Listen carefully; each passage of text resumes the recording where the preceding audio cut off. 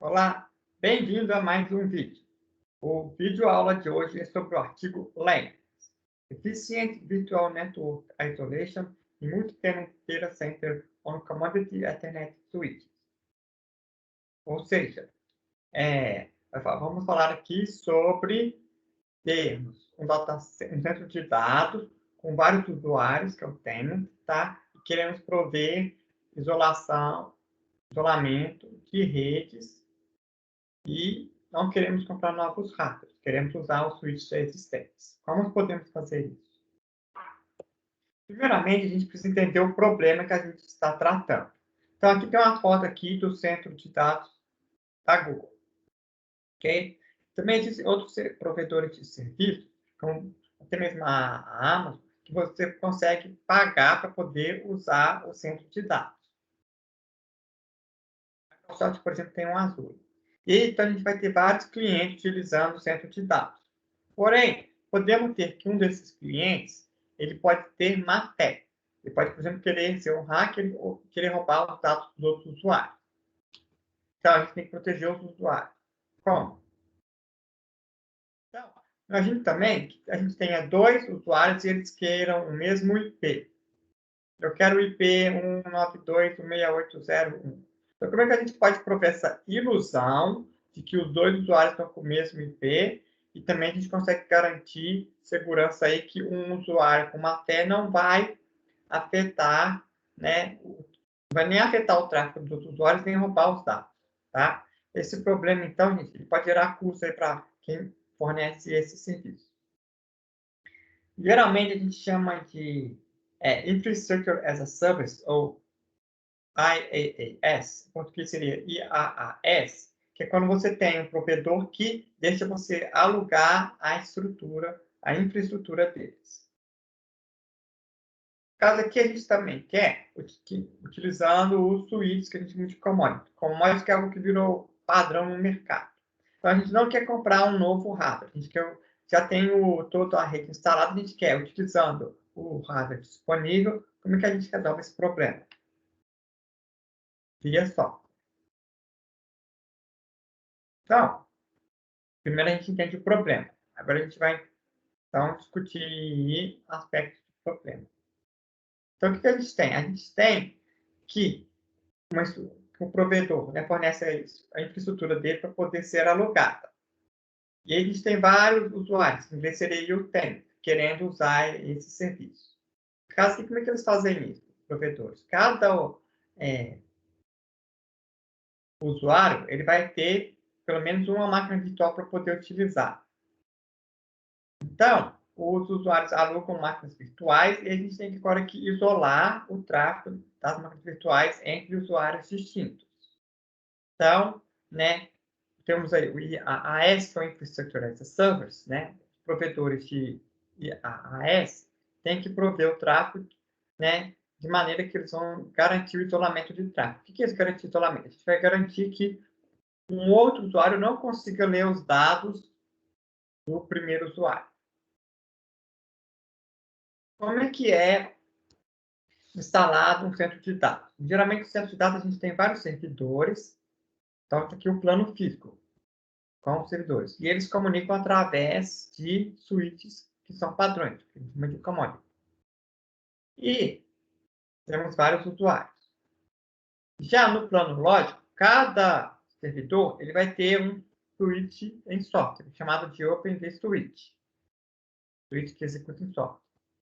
Também vai ter várias máquinas virtuais. Então, tem aqui a VM1, 1, 2, 3. Então, isso é no plano lógico. E aí, essas VMs vão ser alocadas para usuários distintos, que está chamado aqui de tenant. São os usuários. Então, no caso que a gente tem 3 usuários, e aí cada cor representa um usuário. Então, a gente tem aqui que na máquina física 1, a gente tem 3 usuários usando aquela máquina física 1. No plano lógico, a gente tem a VM para o usuário cinza, o usuário laranja e o usuário azul. Temos também uma VM para o usuário azul, outra para o laranja, para o usuário cinza na máquina física 2. Então, repare que fisicamente eles estão compartilhando hardware. Porém, a gente quer criar uma visão abstrata de que tem o plano lógico, e agora a gente vai criar a visão de que a VM1, ao comunicar com a VM3, a VM1A, ao comunicar com a VM3B, esse tráfego não pode ser visto, tá, pela VM2A, VM3A, ou VM1B ou VM2B. Ok? Então, a gente quer garantir que os tráfegos estão isolados. Só a VM dos mesmos usuários que podem ver os pacotes. Então, como é que a gente pode fazer isso? Existem em redes aí duas abordagens, tá? Existe a abordagem do encapsulamento e a abordagem da reescrita. Nós vimos o encapsulamento no artigo do B4. O que é a questão do encapsulamento? É você colocar um pacote dentro de outro pacote. E a gente tem duas formas de fazer encapsulamento. A primeira, a gente adiciona um cabeçalho adicional. Então, um exemplo disso é o VLAN, que a gente viu, por exemplo, no exemplo do artigo do P4, que a gente adicionou lá um cabeçalho a mais, fazer a VLAN. E também tem outro protocolo que chama Q-in-Q. A VLAN só tem 12 bits, então a VLAN só consegue 4.096 redes virtuais. O Q-in-Q aumentou o número de bits para 24, então você consegue redes de tamanho mega. Então, uma forma é adicionar um cabeçalho. A outra forma é você colocar um pacote dentro de outro pacote. Isso, por exemplo, é a técnica de tunelamento. Um outro exemplo que a gente usa de tunelamento é quando a gente tem redes IPv4 e IPv6, e aí você tem uma rede que é IPv4 e não tem suporte a IPv6. Então, se você tiver uma rede IPv6 e quiser executar numa rede IPv4, tem que fazer o tunelamento, colocar os pacotes IPv6 dentro de pacotes IPv4. O problema do cabeçalho adicional e do tunelamento é que você tem que colocar um campo dentro do outro. Então, você aumenta o tamanho do pacote. Aumentar o tamanho do pacote pode causar problema de fragmentação. Porque se o pacote ficar maior do que o maior tamanho do pacote, vai ter que dividir em dois pacotes. Essa é fragmentação. Toda rede tem um tamanho máximo do pacote. Não pode passar aqui o tamanho máximo do pacote. Então, se você tem um pacote, aumenta o tamanho máximo tamanho do pacote, se ele passar do máximo, a gente vai ter que dividir o pacote em dois pacotinhos. Isso é chamado de fragmentação. A outra abordagem é o que a gente chama de reescrita. A gente então pode reescrever os campos do pacote para fazer essa questão de isolamento. Foi a abordagem utilizada no artigo. O problema da reescrita é que você tem que armazenar os dados em algum lugar, em alguma memória, para saber qual foi a troca que você fez da reescrita para poder depois fazer a destroca. Então, aqui, nesse trabalho, a gente propôs o que a gente chamou de layers, tá? Então, layers é um sistema que o quê? Ele vai poder prover uma topologia arbitrária, tá? Vai garantir isolamento entre os usuários, vai utilizar switches que já são padronizados, não precisa de comprar hardware novo, tá? E vai ser livre de ter o custo adicional de encapsulamento. Não vai precisar, então, fazer, a gente mostrou no slide anterior, de encapsulamento usando o tunelamento ou adicionando um cabeçalho. A gente vai fazer reescrito. Como é que a gente faz isso? Então, o setup do Linux é o seguinte, a gente vai ter aqui as máquinas no plano lógico, então você vai ter um OpenVSwitch executando, então switch install, e várias máquinas virtuais. E aí eles vão compartilhar em hardware aqui, um barramento aqui, uma rede Ethernet. Além disso, a gente tem um controlador igual em SDN, controlador LENS. Esse controlador vai ter um banco de dados, ele vai armazenar aqui o estado da rede e a configuração da rede. Então, o LENS vai seguir o paradigma de SDN, redes definidas por software, onde a gente separa o plano de dados do plano de controle. E o plano de controle é implementado logicamente, ele é centralizado. A arquitetura do LENS não requer nenhuma modificação física. Ela pode funcionar com os hardwares que já tem em centro de dados. Como é que o LENS funciona? Então, o LENS vai associar um identificador para cada fluxo. Esse identificador de fluxo, chamado de Flow ID, ele vai ser gerado sobre demanda toda vez que uma VM quiser comunicar com uma VM em outra máquina física. Os switches Ethernet só vão fazer o encaminhamento de pacotes. causa aqui é 4. Como é que funciona o caminhamento de 4? Você faz casamento de IPv4 ou de MAC address? Como o encaminhamento é na camada de enlace, o encaminhamento é na camada de enlace, então é feito com o casamento de MAC address, endereço de rede. Tá? Então a gente vai olhar aqui o endereço de rede para fazer o encaminhamento. E aí vai usar então o campo do IP para armazenar, tá, o identificador de fluxo. Mas o encaminhamento é feito através do MAC address.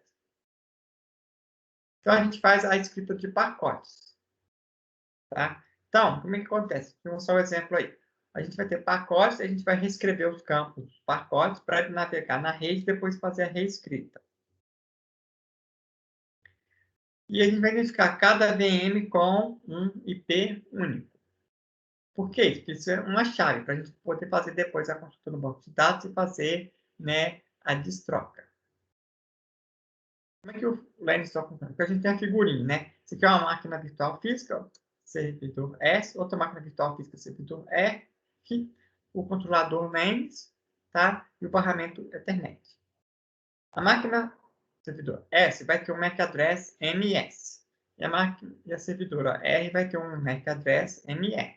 Então, a navegação no mundo físico aqui, o barramento Ethernet, vai ser sempre feito usando MS ou ME.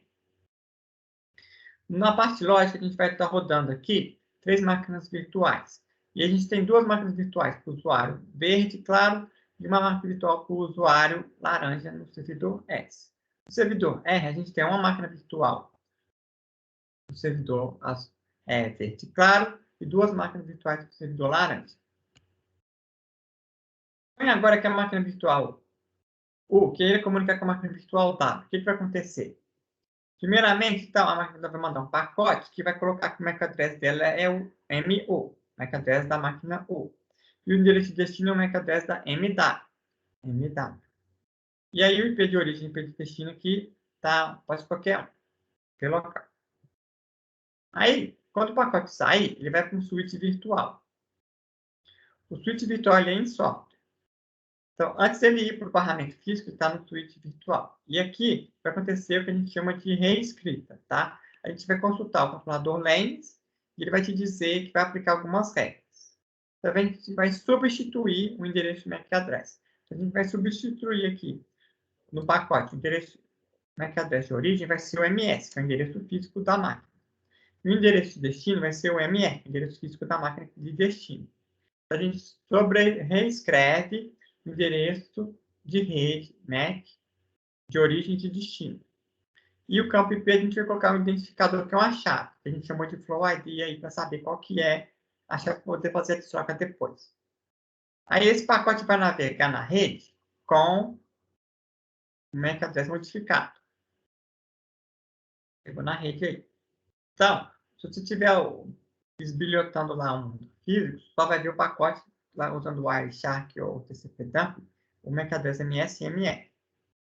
Quando chegar na máquina de destino física, vai depois encaminhar para um switch virtual, por exemplo, o OpenVSwitch. E normalmente ele vai consultar o controlador Linux, que vai fazer a reescrita. O controlador Linux já sabe qual que é a chave, porque vai olhar que o endereço IP é o 10.0.0.1. Aí vai olhar aqui no dados que 10.0.0.1 e vai fazer a reescrita. O que ele vai fazer? Vai substituir, então, o MS pelo MU, o MR pelo MW. Dessa maneira, o switch virtual vai poder encaminhar para a máquina virtual correta, que seria a máquina virtual do endereço MW. Então, repare que, para o mundo físico no barramento, a gente não sabe o que aconteceu. Os switches continuam o mesmo, a gente não modificou o hardware. As modificações foram feitas por software executando nos servidores. E o pacote foi encaminhado do switch virtual para a máquina virtual. Então, como é que o Linux funciona? Tem aqui o mesmo desenho da figura anterior, e a gente tem as chaves de fora e as chaves de dentro. Então, dado o endereço MO da máquina virtual U, no qual ela vai ter como MAC address o MS, que é o endereço físico dela aqui, é MS. Tá? Se ela, por exemplo, mandar para o MW é essa máquina aqui, tá? Que está no o endereço MAC address físico dele é o MR, então ele vai mandar com o endereço de destino MR. E aqui é só para identificar o fluxo da máquina virtual ou para a máquina virtual W. E o IP a gente vai usar uma chave, então usar a chave AU e a chave AW. E tem um reverso também, se eu comunicar da MW para MU, então a MW vai ter MR como endereço MAC address físico e a MS como endereço MAC address de destino. E é o fluxo WU. Então, dessa maneira, a gente consegue fazer isso para qualquer fluxo. Tipos de tráfego num host. Tráfegos que acontecem no mesmo VMs localizadas no mesmo host físico não vão precisar trafegar pelo barramento. Então, não precisa fazer a reescrita. Ele vai somente caminhar para o switch de software e voltar para outra máquina virtual no mesmo servidor físico. Então, não é necessário reescrita do pacote. Então, não packet rewrite. Então, pacotes que estão no mesmo servidor não precisa fazer isso. Então, por exemplo, se quiser comunicar da VMU para a VMW, não precisa passar por esse processo. Vai chegar só no switch virtual que vai mandar aqui para da MU para MV. Tráfego com hosts diferentes. Então, com as hosts diferentes, foi o que a gente escreveu. O Linux vai identificar o pacote usando o campo IP, vai identificar como se fosse um flow ID, vai ter as regras no lane e vai fazer a reescrita do pacote que vai encaminhar na rede física, vai chegar no servidor físico de destino, que vai fazer a reescrita destrocando e encaminhar para a máquina virtual correta. E a questão do ARP? O ARP, ele mapeia, né, endereço de rede para IP. No caso aqui, a gente não vai precisar executar o ARP, porque o Linux, o controlador Linux, já tem todas as informações desse mapeamento. Então, toda vez que uma máquina virtual enviar uma requisição ARP para saber qual é o IP de uma máquina virtual, esse pacote vai ser interceptado pelo Linux e o Linux vai saber qual é o endereço de rede, tá, que ele está procurando e ele mesmo vai responder. Questão de pacotes broadcast. Broadcast é quando você manda um pacote para toda a rede, tá? Esse pacote pode atravessar a rede e foi recebida por vários hospedeiros. Então, o Linux, o que ele fez? Ele transformou o broadcast message em unicast. Então, para cada pacote broadcast, ele transforma em vários pacotes unicast, tá? Foi a solução. E questão de isso aqui é dentro do data center, e por fora do data center, e redes externas. Então, para redes externas, o Linux vai gerar o Flow ID externo, indicando que é uma rede externa, tá? Para evitar de gerar um fluxo, um identificador de fluxo, toda vez que a VM conecta com um IP externo diferente, o identificador de fluxo externo, ele sobrescreve o endereço IP do pacote de saída e o endereço IP do pacote de entrada. E aí o Linux vai manter uma tabela, tá, com o endereço IP externo. Toda vez que tiver que fazer essa reescrita do pacote saindo da rede, chegando na rede. Então, a gente explicou o design, como que o Linux funciona. Agora, a gente explica a implementação. Como é que ele foi implementado. Então, o design explica o que e o funcionamento. A implementação dá os detalhes, né, de como foi feito. No caso aqui, o Linux, ele utilizou um software que a gente chama de OpenStack. Tá? O OpenStack ele é um software para centro de dados, para várias redes, que consegue configurar, utilizando até um banco de dados, a rede. No controlador do POX, a gente utilizou, no controlador SDN, a gente utilizou o POX, que é um tipo de controlador feito em Python. Tem a ver também com o trabalho prático 1. Tá? A rede virtual topologia foi usando um módulo do OpenStack que chama Neutron. O que a gente tem aqui? A gente tem um controlador do Linux, que foi feito em POX. Aí ele comunica com o switch virtual que chama OpenVSwitch. Comunica com as VMs, máquinas virtuais. E aí a gente tem um módulo do Linux que escreve as regras no switch em software. Tá? Também tem uma camada de persistência para armazenar essas regras. E tem um módulo do Neutron, que é o módulo do OpenStack, para salvar essas camadas de persistências e também fazer um plugin para fazer consultas e atualizações. As mudanças nas redes de topologia virtuais são propagadas pelo software do Newton para o Lens, que então vai reconfigurar o OpenVSwitch. O que é reconfigurar? Ele faz a reescrita das regras. Toda vez que um host virtualizado carrega, o OpenVSwitch, né, vai contactar o Lens, que faz a reescrita, tá, e instala as novas regras. E salva também no banco de dados. E funciona? Então, vamos agora para a parte da avaliação. O que foi testado? A gente vai testar primeiro se existe isolamento de rede, qual que é o custo adicional de usar o Lens, termos de latência, né, do que? Dos pacotes ARPS, configuração e o broadcast, que são também de largura da banda utilizada, tá? E o funcionamento do controlador com carga pesada. Primeira avaliação aí, onde que a gente avaliou?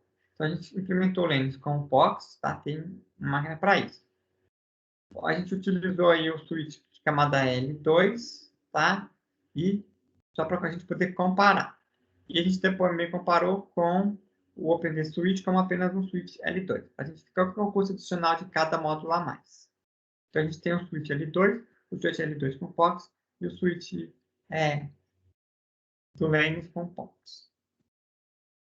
Qual que foi a estrutura utilizada? A gente tem aqui, então, uma máquina para o controlador POX e a aplicação do Lens. Temos aqui hosts virtuais rodando nas máquinas. Temos um switch para a rede externa e um switch para a rede interna.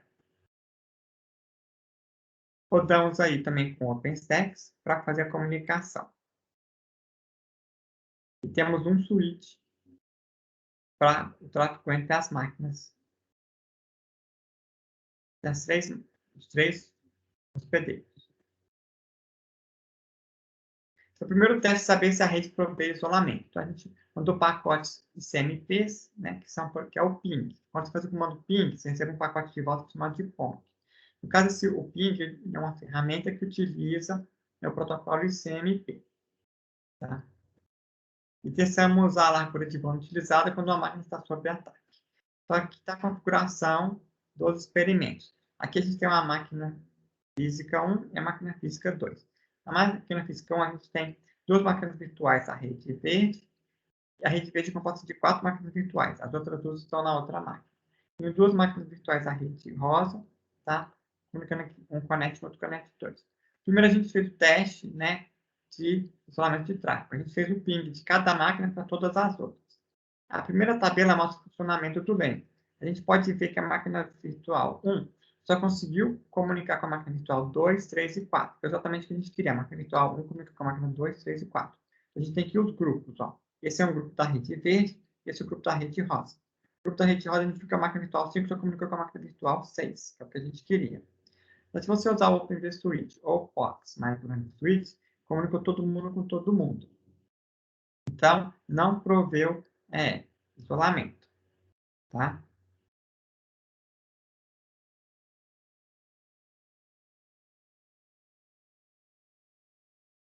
Depois a gente fez um teste de vazão. A gente então colocou para transmitir tráfego da VM1 para VM3, passando então pela rede, que é a mesma rede compartilhada pelas máquinas, pela rede verde e a rede rosa. E aí a gente colocou a máquina virtual 6 para fazer um ataque na rede, ficar mandando pacotes. Se a gente usar só o OpenVSwitch, a gente conseguiu a média de vazão de 295 megabits por segundo. Se a gente usar o POX mais o Learning Switch 2, a gente conseguiu uma vazão de apenas 170 megabits por segundo. E usando o Lens, a gente conseguiu aqui que essa vazão da VM1 para a VM3 de 825 megabits por segundo. Ou seja, não alterou o tráfego aqui. Por quê? Porque esse tráfego aqui não sai. Quando chega no OpenVSwitch, o OpenVSwitch não deixa esse pacote sair, porque é para uma outra rede. Ele descarta o pacote. Com isso, não sobrecarga a rede aqui. Então, a rede física que pode ser utilizada para outra rede. Então, você não tem um usuário com má fé e não consegue atrapalhar a vazão da rede de outros usuários. Então, o Linux conseguiu uma vazão muito maior. Agora, vamos computar qual que é o custo adicional. Tem a questão, né, de fazer a reescrita e da latência. A latência é o atraso, quanto tempo demora. Então, quanto tempo demora para resolver o endereço do MAC address de uma máquina virtual? O que a gente fez o teste aqui? A gente tem aqui 3 redes agora, rede verde, amarela e azul.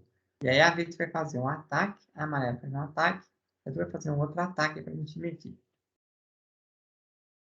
Então, a gente tem o seguinte, no eixo X é a latência em escala logarítmica, tem um log aqui. Tá? No eixo Y é uma distribuição que a gente chama de CDF, Cumulative Distribution Function. Então, como em probabilidade, vai de 0 a 1. Então, a gente agrupou todas as saídas e criou aqui a linha. Usando o lens, a gente vê que a latência, usando o normal, sobre ataque externo e ataque isolado, foi a mesma latência, não interfere. Usando o OpenVSwitch, a gente repara que o normal um pouquinho em relação ao outro. E usando o POX mais o L2, a gente vê que o normal está aqui e esse todo aqui é a sobrecarga do ataque. Se a gente comparar os três, a gente vê que o OpenVSwitch tem uma latência menor. Então, o OpenVSwitch tem a latência aqui de 0 a 1, né? O Linux tem de 1 a 10. Então, esse é o preço que você paga para ter o isolamento. Você tem essa latência inicial aqui do pacote por causa disso. Porém, não é muito se você comparar com o POX mais L2, no qual a latência pode chegar até a 1000, 3 ordens de grandeza a mais. Então, é o preço que se paga para usar isolamento, que é um preço justo. Configuração da latência, né? Quanto tempo que demora para o primeiro pacote sair da VM e chegar no endereço de destino? A gente mediu isso. Então, se for no mesmo servidor, o Linux vai ter o mesmo tempo que o POX mais o L2. E se for diferentes servidores, o custo adicional, né, o overhead é pouco em relação ao POX L2. E repare que isso é apenas para o primeiro pacote, que é para dar tempo de escrever as regras no controlador do Linux, escrever nos switches.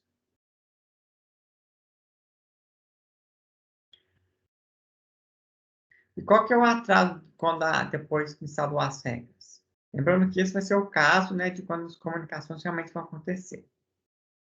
Então, a gente mediu aqui, tá, a latência dos pacotes em milissegundos. Entre a VM-V1 com a VM-V2, que é outro host, e VM-V1 com VM-V3, que é o mesmo host. Usando então a VM-V2, que é o host distinto, a gente percebe que a média aqui da latência foi quase igual. E usando o host, que é o mesmo, a gente percebe também que a latência é quase igual. Então, o problema é apenas para o primeiro pacote. Depois que instalou as regras nos switches, não tem mais problema. Teste de banda. Qual é a máxima vazão que a gente consegue entre as máquinas virtuais?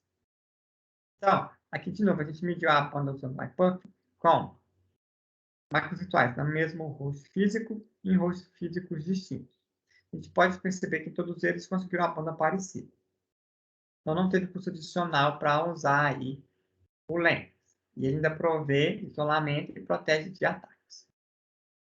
Agora a gente tem essa escalabilidade. O quão grande a gente consegue? Então, a gente vai medir aqui a capacidade do controlador. Tá? No caso que a gente fez o seguinte teste, a gente tem uma máquina física com 2 VMs, outra máquina física com 2 VMs, e vamos carregar novos fluxos. Então, aqui está o teste de escalabilidade para o controlador. O primeiro gráfico mostra, com esses triângulos verdes, tá? O processo Linux, a carga que ele está utilizando de processo CPU. Bem, mostramos aqui o tempo de processo OBS, que está rodando no switch físico. E aqui também temos o número de conexões com esse gráfico de barra rosa. Está medindo o número de conexões aqui, nesse eixo.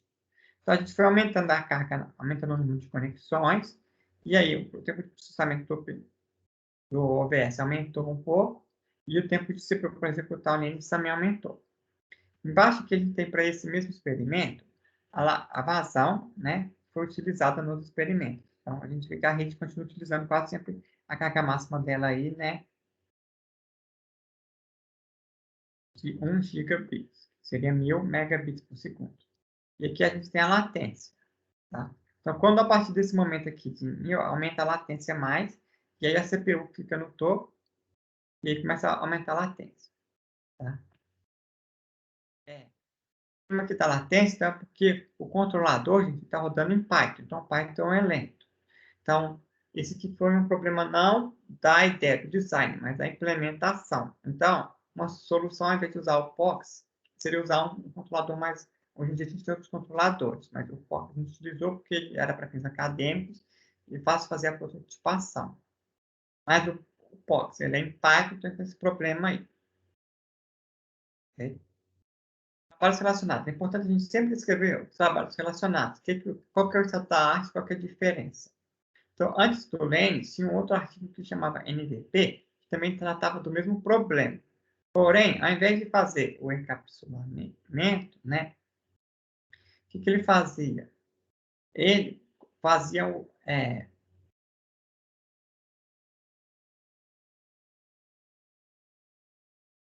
a modificação do cabeçalho. Tá? O que ele fazia? Ele fazia encapsulamento. Tá? Então, ele colocava um pacote dentro do outro. Pode dar problemas de fragmentação. Temos também o netlog, tá? Que fazia encapsulamento, e o divert, que foi igual ao Linux faz reescrita. Mas o divert não funciona para IPs virtuais. Ele não tem suporte para IPs virtuais. Então, o Linux, o que ele melhorou aqui? Não tem problema de fragmentação, tá? Ele não precisa usar encapsulamento, ele usa reescrita, e ele aceita ter IPs virtualizados.